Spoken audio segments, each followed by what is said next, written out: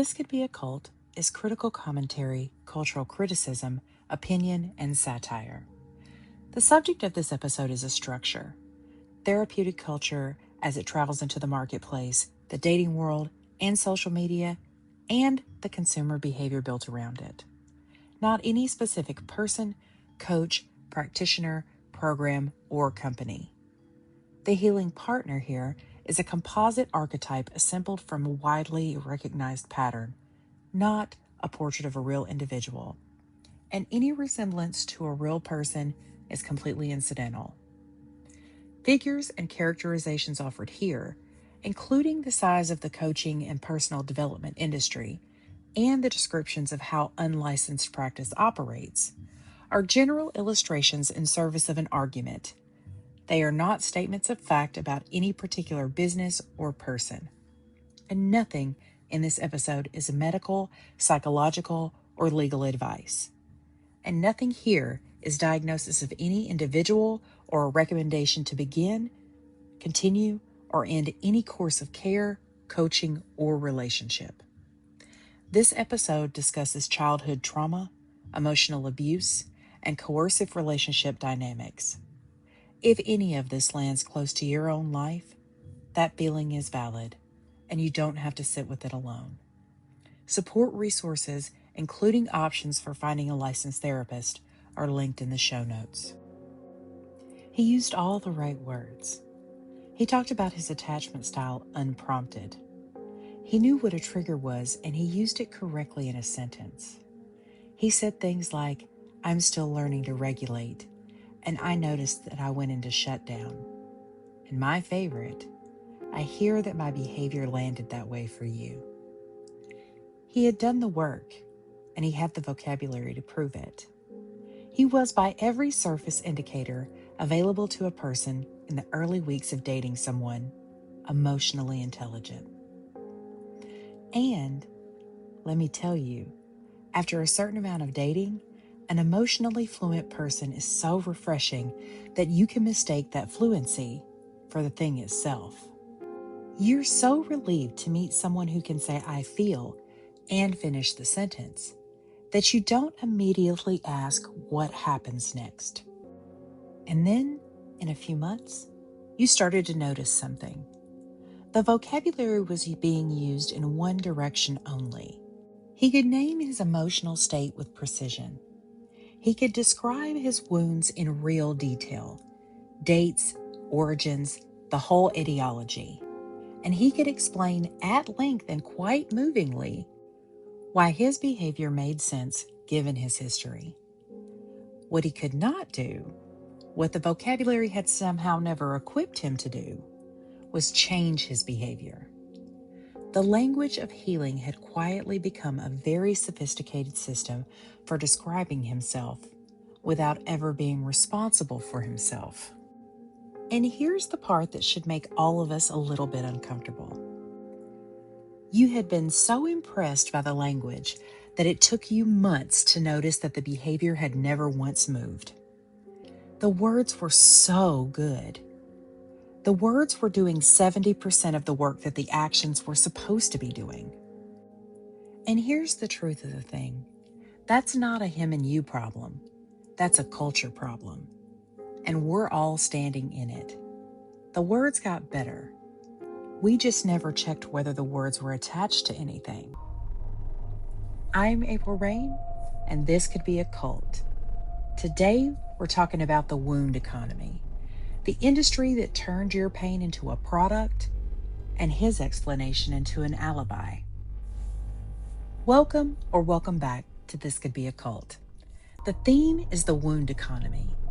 This week, we're examining what happens when the genuinely useful tools of therapeutic culture get absorbed into a commercial system and a social performance, and what it means that therapy speak has somehow become, at the same time, the language of healing and the language of avoiding accountability. Same words, two opposite jobs. And we're going to figure out how one set of words ended up doing both. And I need to say this immediately, clearly, and without an asterisk. This episode is not anti-therapy. Therapy is real, and it works. It helps people, and access to it is a genuine justice issue because the people who need it the most are the least able to afford it. And nothing I say in this next hour is an argument against getting any type of help. And if you take one thing away from this episode, let it be the opposite. Go and get the real thing if you can. What we're examining is the specific thing that happens when the vocabulary of the therapy room escapes the therapy room and goes wandering into the marketplace, the dating pool, the group chat, and the algorithm. Different context, same words, wildly different outcomes. Okay, so here's the route. We'll start with how the vocabulary travels without the word itself attached. Then the performance, what it means that vulnerability became a thing that you display rather than a thing that you do. Then the business model, where the wound becomes a product. Then the Stillman, because the wounds are real, and I will not let this become a cheap episode.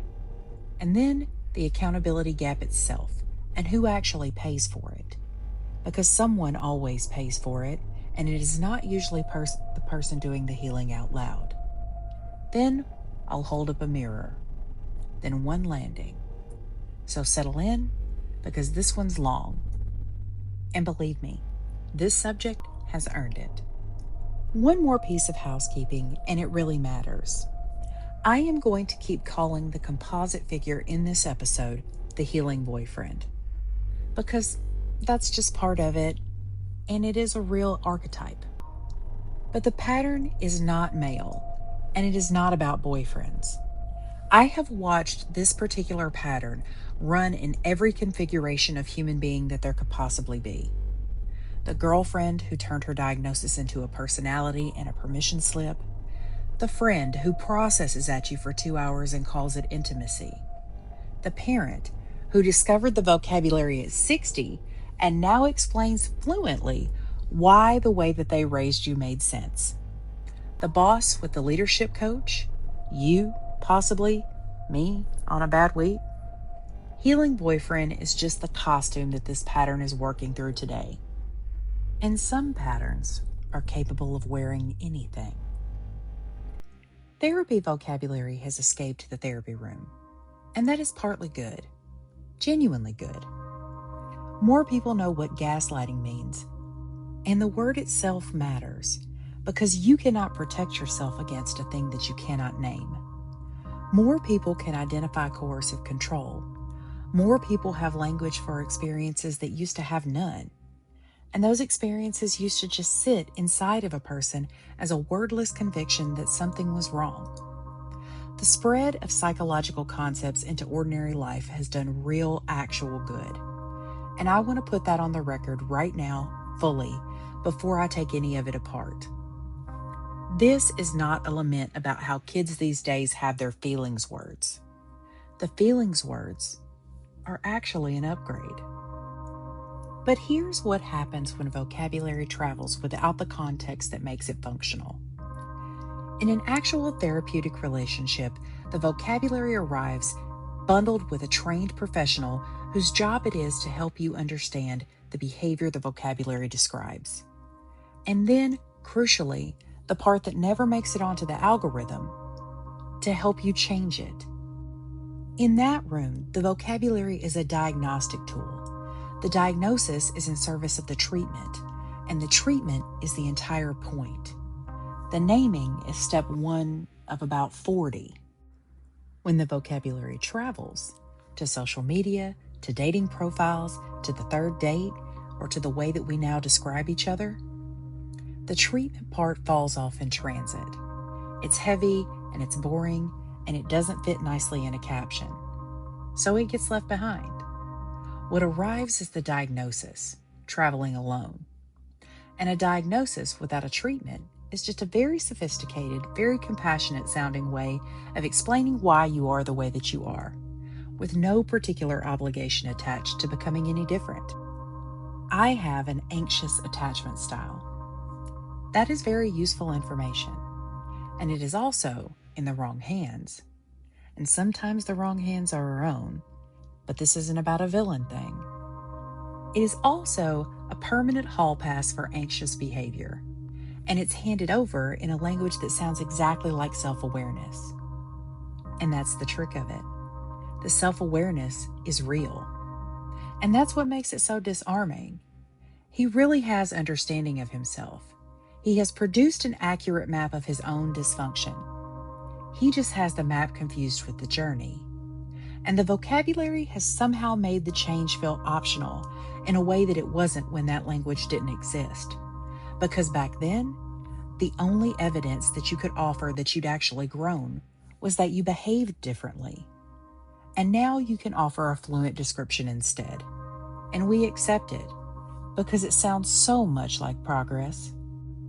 So now I want you to watch for the redirect, because that's the whole move.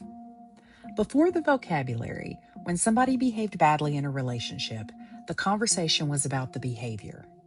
You said you'd call and you didn't. It was concrete, it was located in time, and it was hard to wiggle out of. But now, the conversation is frequently about the underlying attachment wound that produced the behavior. And the instant that we're discussing the wound, we have stopped discussing what happened last Tuesday. We've zoomed out from the actual event into the sympathetic backstory. And you cannot stay mad at a backstory. And that zoom is not an accident, and it's not always conscious. But it is a redirect every time. The wound gets introduced precisely when accountability gets requested. Start timing it. Don't worry, you'll see. And here's the cruel elegance of it. The redirect recruits your compassion against your own perception, because the wound is real. He's not lying about his childhood. So when he answers, "You hurt me," with "Here's why I'm like this," refusing the redirect feels like refusing his pain. And it feels cruel. It feels like exactly the kind of thing that bad people in his story did to him. So you swallow it. You comfort him about the wound instead of being confronted about the injury that he did to you. And you do it again the next time, and the time after that. And slowly the relationship reorganizes around tending his history instead of addressing his conduct. Nobody decided that. It assembled itself, one act of misdirection at a time. So let's talk about what happened to vulnerability, because something happened to it. And we mostly haven't even named that. There was a genuine and good correction a little while back. For a very long time, the culture treated emotional openness as a weakness, especially in men. And a generation of people did real damage to themselves and everyone near them by never saying a true thing about their inner lives. So the culture course corrected and started rewarding vulnerability, honoring the people brave enough to open up about their struggles. That was progress. I want to be very clear that that was progress. But here's what a culture does once it starts rewarding something. It gets that thing performed back at it, reliably. Whatever you reward, you will get a performance back of, because humans are exquisitely tuned to what earns approval, and we will produce the appearance of it long before, and sometimes instead of, the substance. We rewarded vulnerability, so we got vulnerability performance.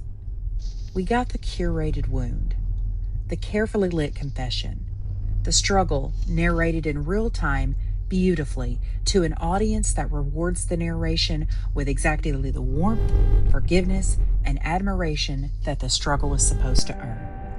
And the thing about performed vulnerability is that it collects the entire social reward of the real thing while requiring none of the real thing's cost. Actual vulnerability is dangerous. You say the one true thing, not knowing how it will be received. You might be rejected, and you have no control over that outcome. That's what makes it vulnerable. The performance removes the danger and keeps the applause. You disclose the wound in the setting most likely to reward you for it, to the audience most primed to respond with tenderness, having pre-tested the framing. That's not vulnerability. That's a vulnerability-shaped product, and we hand over the real reward for it because we can't tell the difference between it from the outside. It looks identical, and that is the whole problem. It is engineered to look identical. The healing boyfriend is a master of this, and again, not usually cynically. He has learned correctly that disclosing his wounds produces closeness fast, that I don't open up to people easily, but with you, ... is a skeleton key. That a well-told story of his own brokenness will make almost everyone lean in, soften, feel chosen, feel trusted, and feel like the one that finally got to see the real him. And the early disclosure feels like intimacy. It has the speed and the heat of intimacy. But real intimacy is built over time, out of consistency, out of someone's behavior staying trustworthy across many ordinary days.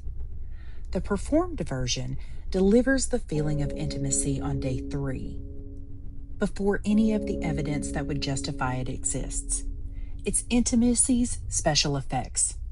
And by the time you notice the building was a facade, you've already moved in.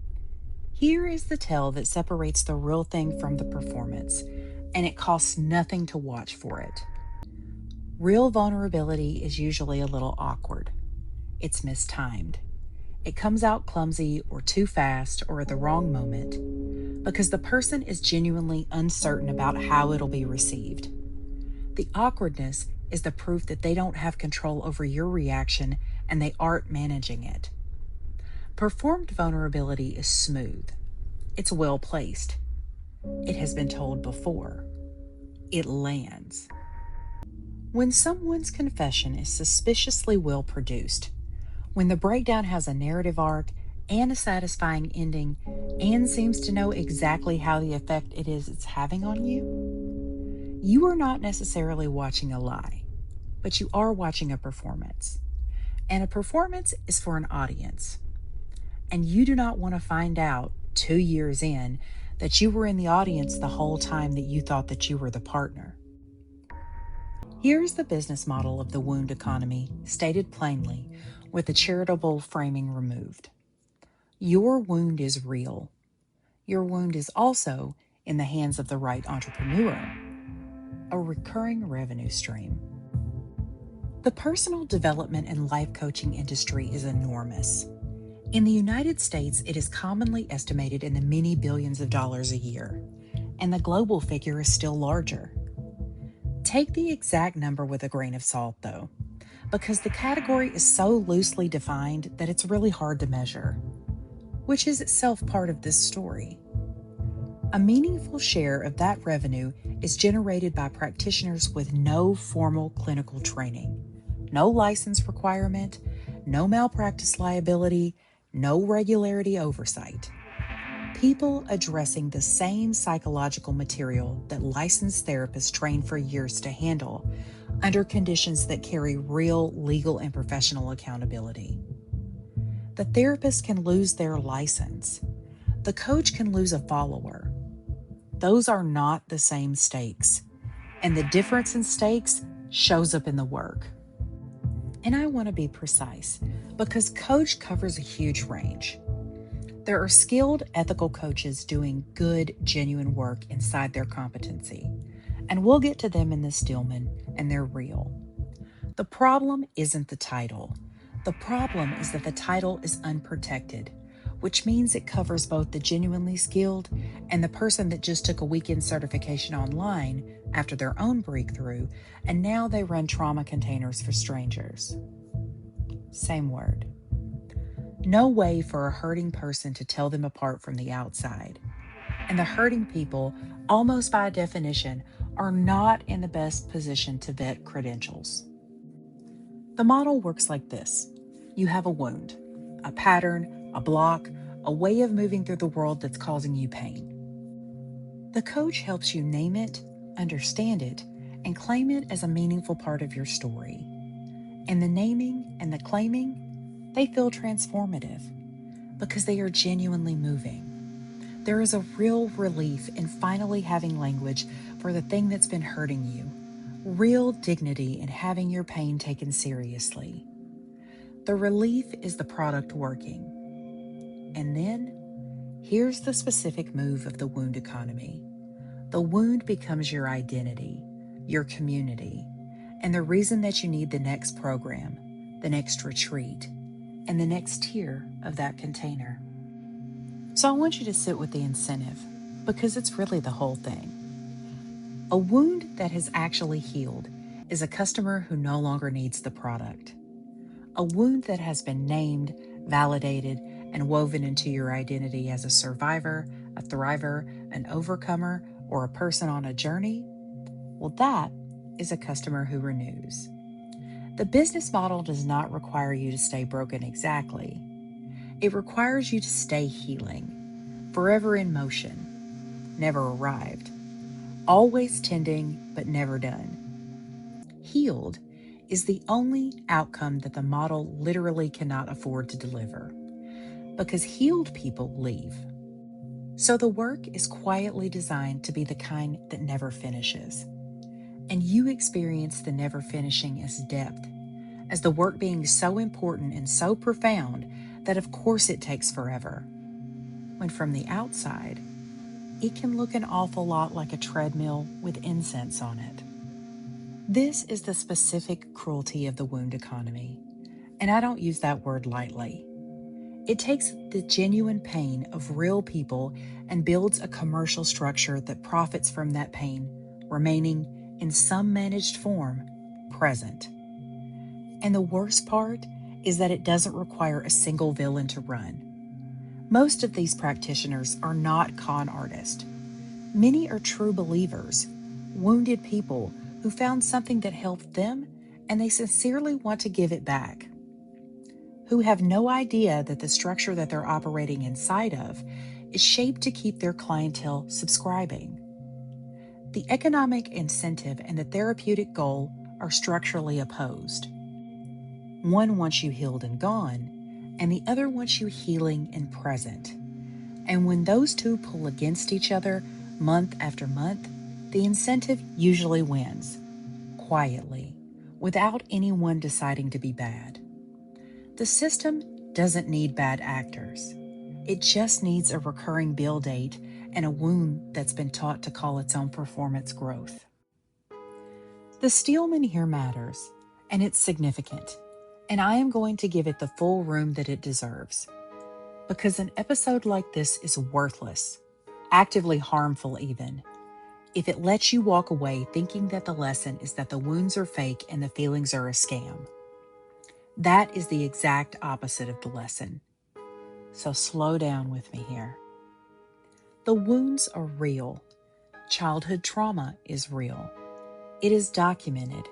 It has a measurable effect on the developing brain and the nervous system. And it shapes adult behavior in ways that are profound and often completely invisible to the person living them out. The frameworks that help people understand this, attachment theory, trauma-informed care, the whole body of work on how early experience writes itself into the way that we love as adults, are not pseudoscience. They are evidence-based, clinically validated, and they have helped an enormous number of people understand their own patterns and genuinely change their lives. When I take apart the misuse of this vocabulary, I am not just taking apart the vocabulary. The vocabulary is one of the better things that our culture has built. I'm taking apart what happens when it's severed from the work.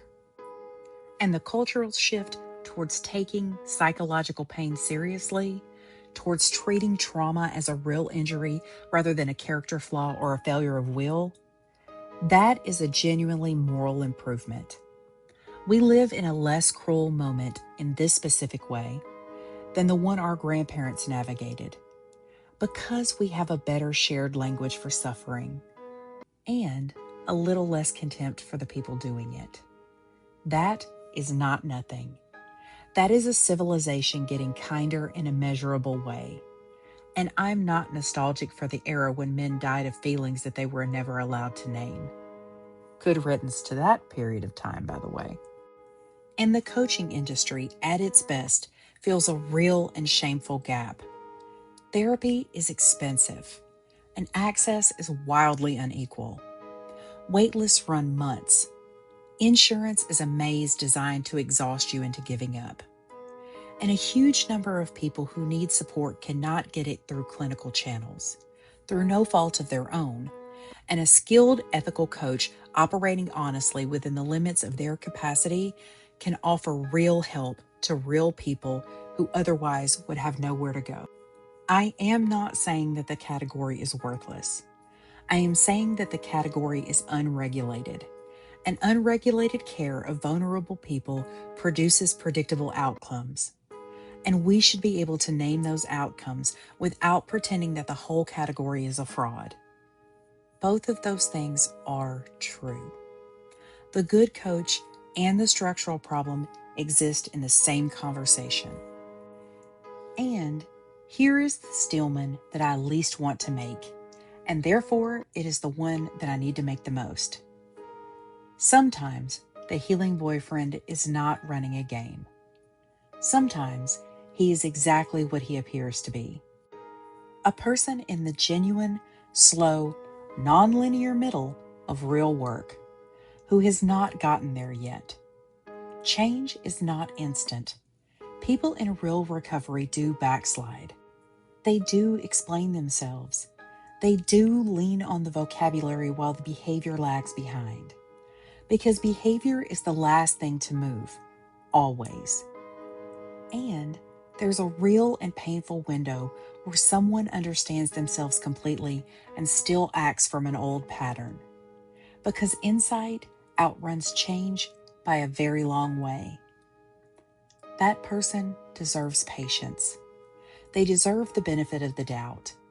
And I am not trying to turn you into a prosecutor who hears attachment style and starts building a case. So how do you tell the difference between someone who's genuinely mid-repair and someone who's using the vocabulary as a permanent address? It's not the words. The words are identical. That's the whole trouble. It's the trajectory that you need to pay attention to. Over months, is the behavior actually moving, even slowly, even unevenly? Are the apologies followed eventually by changed conduct, or only by more articulate apologies?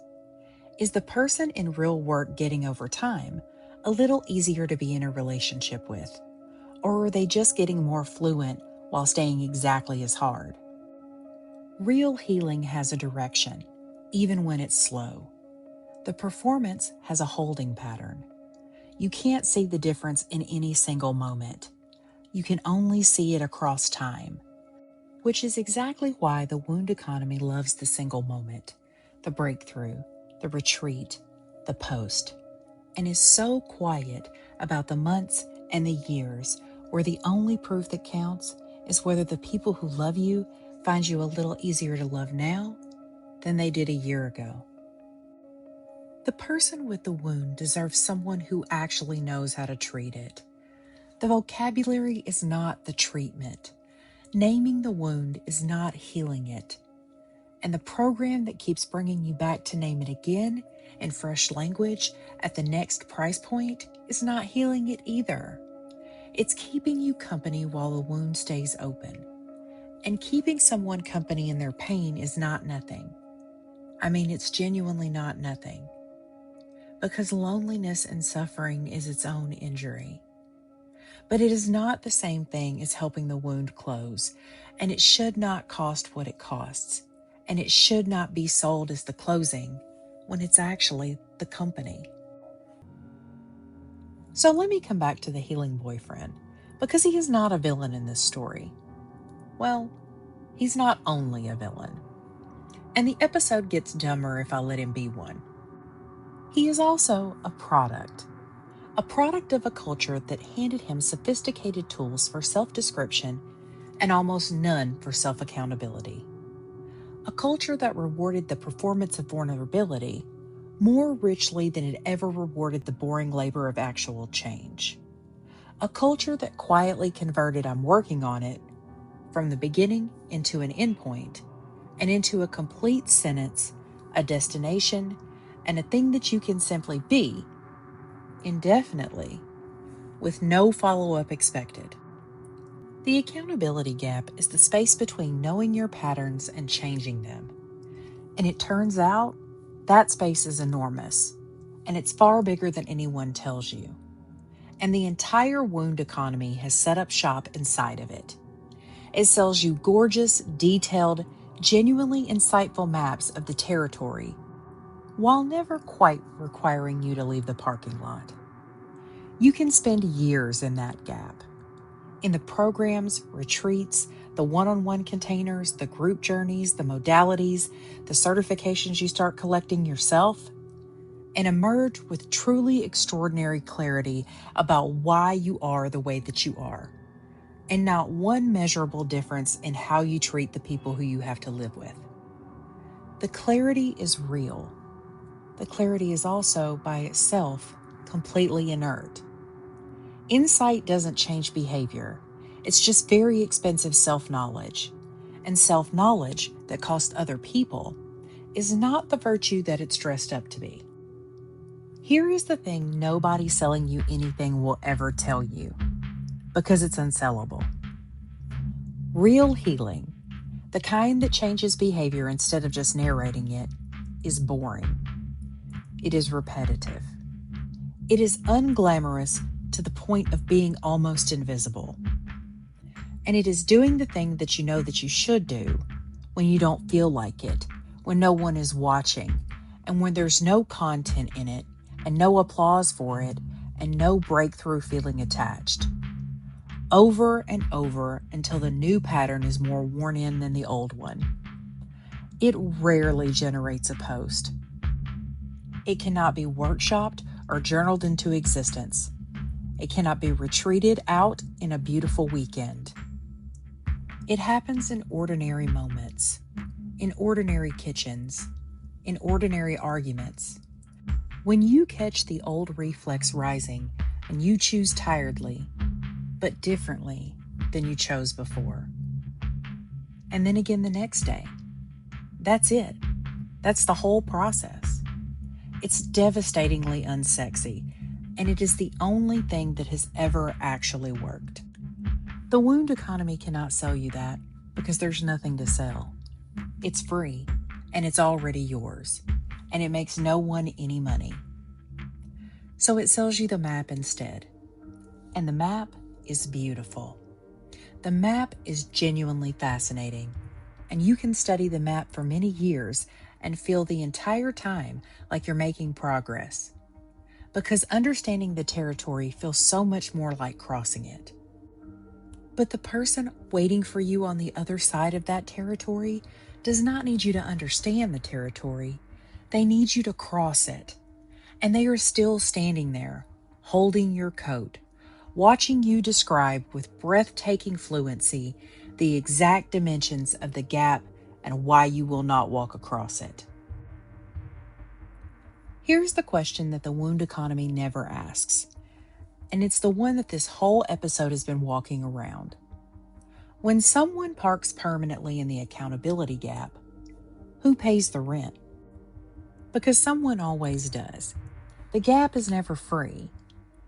It's just that the person doing the healing out loud is rarely the one paying for it. The bill goes to whoever is standing closest to them and loves them the most.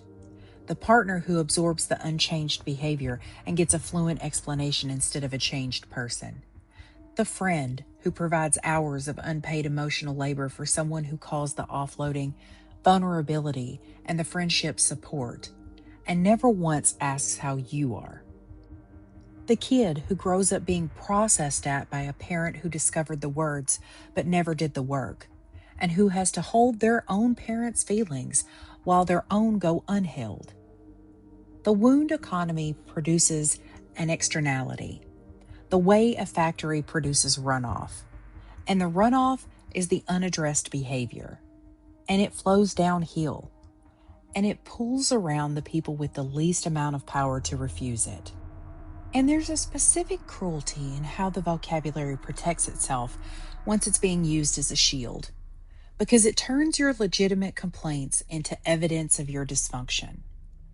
You say, "You keep doing this thing that hurts me," and you get back, "I'm noticing that you might be projecting some of your own stuff onto me right now." You set a boundary, and you're told that your boundary is actually a trauma response. You get angry, reasonably, proportionately, about a real thing, and your anger gets re-diagnosed as dysregulation. The therapeutic frame, in the wrong hands, is the perfect weapon, because every objection that you raise can be folded back into the system as a symptom of yours. You came in with a simple, true complaint about someone's behavior, and you leave the conversation somehow being the one with the work to do. This is not a misunderstanding of the vocabulary. In the wrong hands, it is the vocabulary working exactly as deployed. So I want to say something directly to the person who pays the rent on somebody else's gap, because I know that you're listening. And I also know that you've been told for a while now that the patient, understanding, endless, accommodating thing is the loving thing. So here's what I would like to say to you. You are allowed to evaluate people on their behavior, not their insight, not their vocabulary, not their potential, and not the beautiful person that they keep trying to tell you that they're becoming. Their behavior. The actual record of how they have treated you over actual time. Compassion for someone else's wound and tolerance for their behavior are two completely different things. And you are permitted to extend the first while withdrawing the second. There's a very simple phrase that I like. I understand exactly why you're like this, and I am still not willing to keep being treated this way. That is a complete, coherent, and loving position to take. It is, in fact, often the most loving position available, because nothing keeps a person comfortable in the gap quite like a partner willing to fund it indefinitely. Sometimes, the most healing thing in this situation is the consequence that the healing economy was specifically designed to help him avoid. And if you recognized yourself on the other side of this, as the one in the gap, the one who's been narrating instead of moving, hear me, because this part isn't a gotcha. The fact that you can see it is the first real thing. Most people never do. But seeing it is step one of about 40. And the move now is the unsexy one. Pick the smallest concrete behavior, the actual Tuesday level thing, and change that this week with no caption. Not your whole entire self, not your origin story, but one behavior, changed and held, witnessed by no one but the person who's been waiting. That's worth more than every container that you could ever buy. And it's free. So now we have to talk about the feed. Because to a lot of people, the feed is where the vocabulary was learned in the first place. And the feed has its own incentives that are worth naming out loud. Here's how the diagnosis feed works. You watch a video where a warm, credible-seeming person lists the signs of something. The signs that you grew up with emotional neglect, the signs that you are a highly sensitive person, the signs that your parent was a narcissist, the signs that your anxiety is actually unprocessed trauma. And that list is constructed deliberately or by the brutal natural selection of the algorithm to be wide enough that almost everyone watching finds themselves in it. You replay that conversation after they end. You feel responsible for others' moods. You apologize too much. Get over it. Who doesn't? That's not a diagnostic criterion. That's the human condition with a thumbnail. But it lands like a revelation because it described you. And being described feels like being understood. And being understood feels like the beginning of being helped. And the platform learns very fast that this specific feeling, the jolt of recognition, the "oh my God, this is me," is one of the most engaging feelings that a human being can have. So it serves you more of it. More frameworks, more checklists, more language for what's wrong with you and the people who raised you. And gradually, without anyone choosing it, you assemble a complete clinical sounding account of yourself out of content optimized for engagement rather than accuracy. A self-diagnosis built from the videos that performed best, which is not the same as the videos that were the truest. The feed didn't set out to convince you that you're damaged. It just noticed that telling you so keeps you watching, and the machine has no other god. And I want to be careful and fair here, because some of this content is genuinely good. It's made by actual clinicians. It's accurate. And the first accurate information some people have ever encountered about their own minds, and for someone with no access to care, it can be a real lifeline. The problem isn't that psychology is on the internet. The problem is the structural incentive underneath it. A feed does not get rewarded for resolving your distress. It gets rewarded for sustaining your engagement. And nothing sustains engagement like an open question about whether something is deeply wrong with you. A resolved person will close the app. The feed is very quietly not built for resolved people. It's built to keep you scrolling towards an answer that it has a structural interest in never letting you reach. And here's where the feed feeds the healing boyfriend directly. This is where he got the words, not from a therapist, but from the same feed that you did. He absorbed 1,000 fluent clips about attachment and regulation and triggers, and he can now reproduce that language flawlessly, with real feeling, having never once sat across from a professional whose job it was to make him do anything.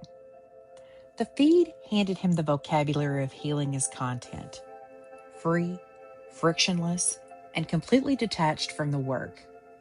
And the vocabulary of healing as content is exactly the vocabulary of healing without accountability. He didn't fake it. He learned it the way that the culture now teaches it, as something to know and say, never as something to do. And there's a version of this that doesn't happen in dating at all, and it might be the one that cuts the deepest. So I do want to step back and give it its own room. It happens when the vocabulary reaches the family, and when the parent gets the words. So now I want you to picture it. The parent who, when you were a child, was not available in the ways that you needed.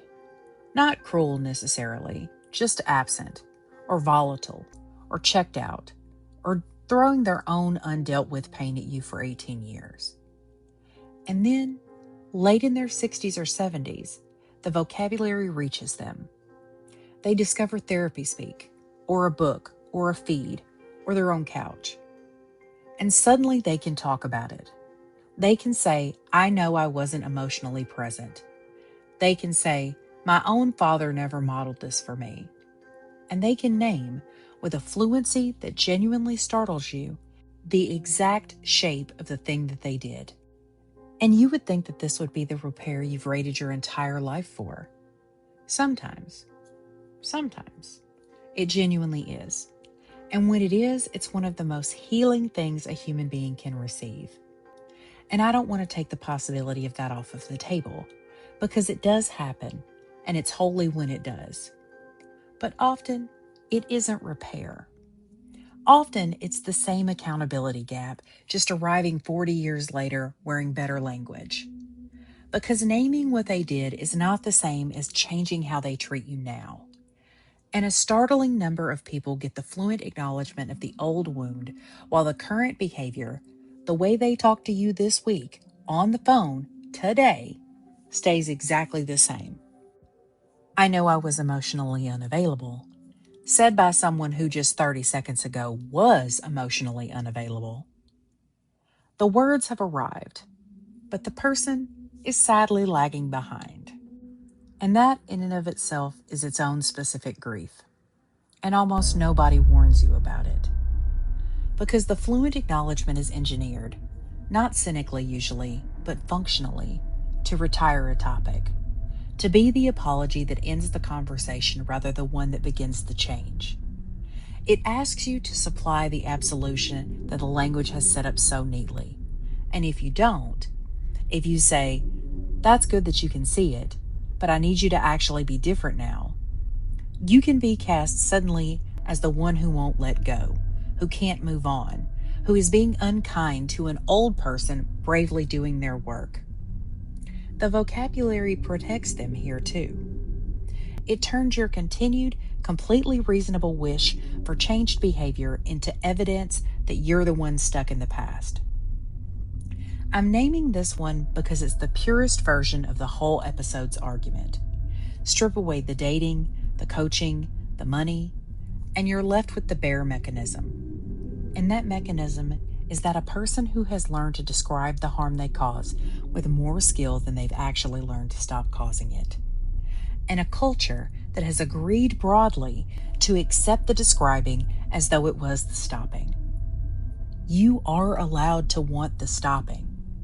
Across a dating app or across a kitchen table or across 40 years, you are allowed to say, "I believe that you understand. I can see that you understand." And understanding is not the thing that I needed. The thing that I needed was for it to be different. It is never too late to make that fair request, and you are never the villain for making it. There's a final turn that this takes, and it's the darkest one. And I held it for last because it's where the warm vocabulary of healing becomes a genuinely effective instrument of control. And because the people on the receiving end of it are often the slowest to recognize what's happening, precisely because the wording sounds so caring. I want you to watch what happens when therapy speak gets pointed at another person instead of inward. Boundaries is the cleanest example. A boundary, correctly understood, is a statement about your own behavior, what you will do, what you will tolerate, and when you will step away. It's inherently about the self. But in the wrong hands, it gets quietly inverted into a rule about someone else's behavior, enforced by the full moral authority that the word now carries. I have a boundary that you can't be upset with me is not a boundary. It's a boundary wearing a boundary's clothes, and the clothes make it almost impossible to argue with, because to push back is to be the person who doesn't respect boundaries. And we have all agreed that respecting boundaries is sacred. The word was built to protect the vulnerable. Reversed, it protects the person avoiding accountability, and it does it beautifully. Then there's the diagnosis dismissal.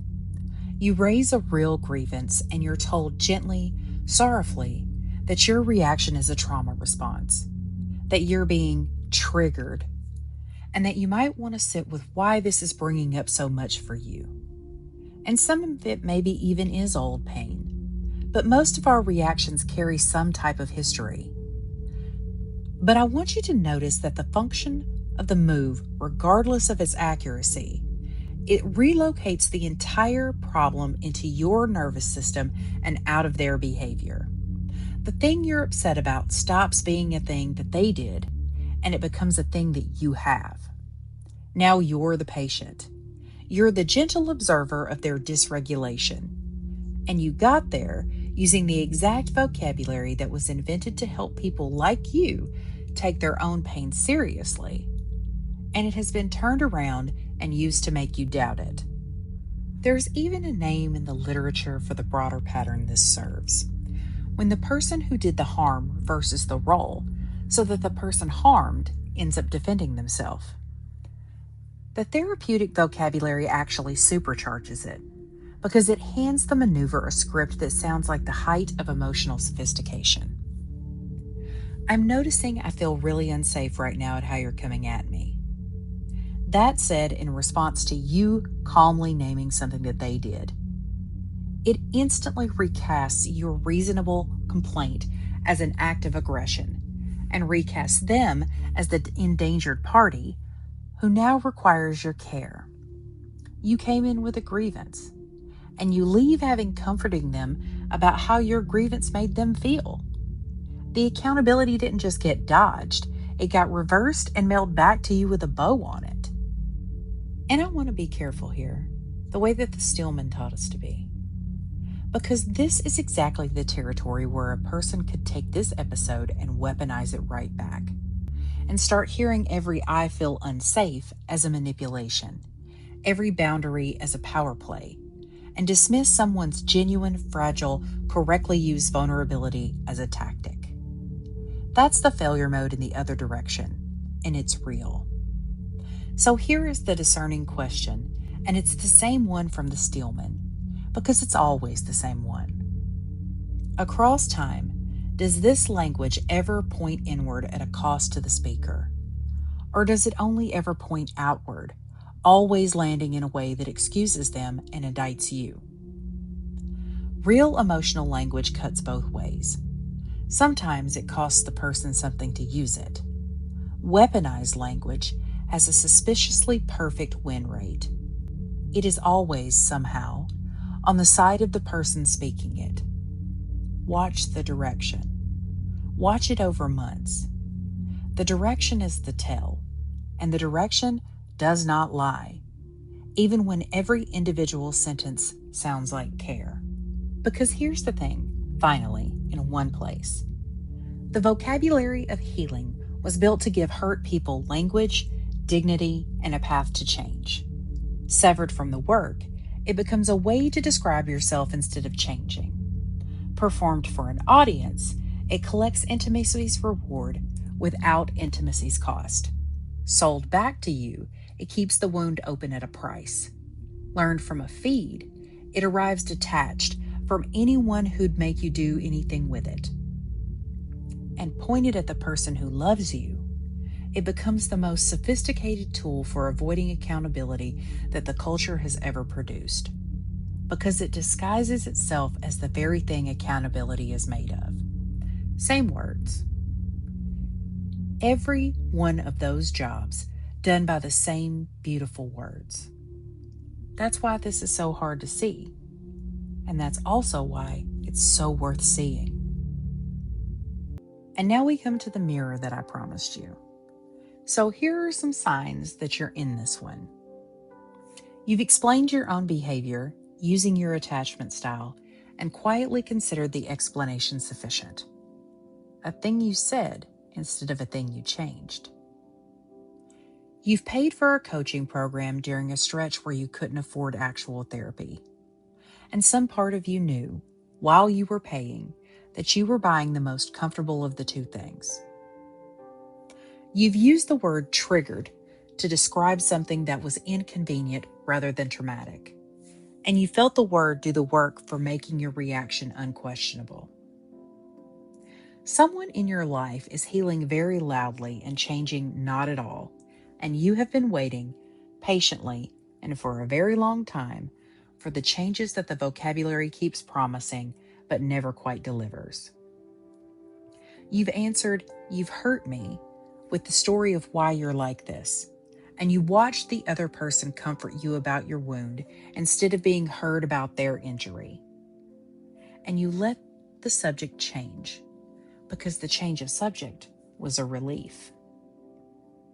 You've been the one in the kitchen, late, doing the emotional dishes for someone who calls it intimacy. You know exactly which relationship I mean, by the way, and you knew it before I finished that sentence.